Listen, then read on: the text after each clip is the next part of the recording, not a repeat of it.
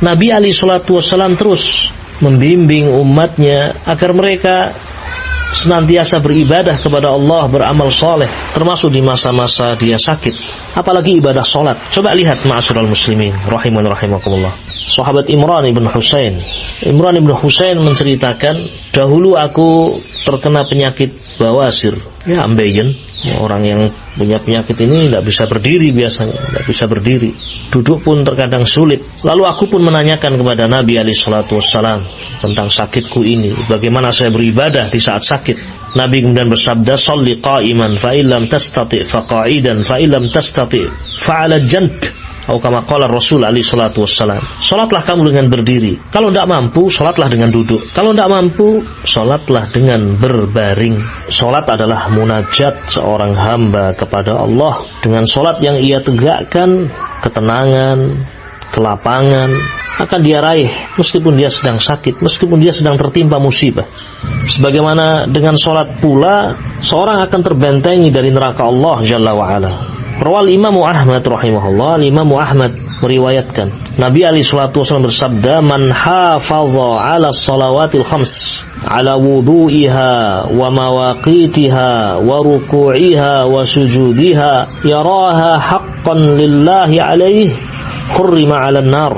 Barang siapa menjaga salat 5 waktu, menjaga wudunya, menjaga waktu-waktunya, menjaga rukuknya, sujudnya, dan dia yakin bahwasanya salat adalah hak Allah atasnya, ibadah itu adalah hak Allah atasnya, maka sungguh dia akan diharamkan dari neraka Allah Subhanahu wa taala. Ma'asyiral muslimin rahiman rahimakumullah. Dan sebaik-baik tauladan adalah Nabi kita Muhammad sallallahu alaihi wasallam. Di saat beliau sakit, beliau mencontohkan bagaimana beliau selalu beribadah kepada Allah. Di masa sakit beliau terus menyampaikan nasihat, beliau terus membimbing umat. Sungguh Nabi alaihi salatu wassalam, hidup beliau penuh dengan keberkahan. Tidak ada satu saat pun yang tersia-sia dalam kehidupan beliau alaihi salatu wassalam. Termasuk di masa sakitnya, beliau terus beribadah kepada Allah, terlebih perkara yang wajib seperti sholawatul khams, sholat 5 waktu. Ma'asyiral muslimin rahimani wa rahimakumullah. Berbicara tentang ibadah di saat sakit, kita menyadari bahwasanya orang yang sakit itu tidak seperti orang yang sehat, penuh dengan keterbatasan.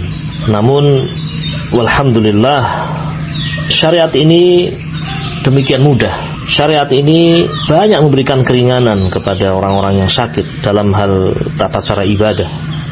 Orang yang sakit, kalau dia melihat ada hajat, dia boleh menjamak sholatnya.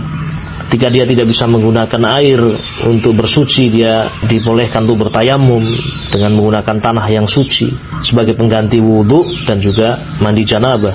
Sholat sesuai dengan kemampuannya, tidak bisa dengan berdiri, dengan duduk, tidak bisa dengan duduk, dengan berbaring.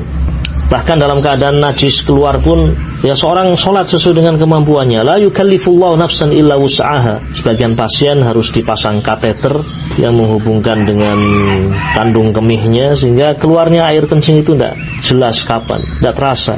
Maka dia sholat dalam keadaan seperti itu. Dia berwudu atau bertayamum, kemudian dia sholat.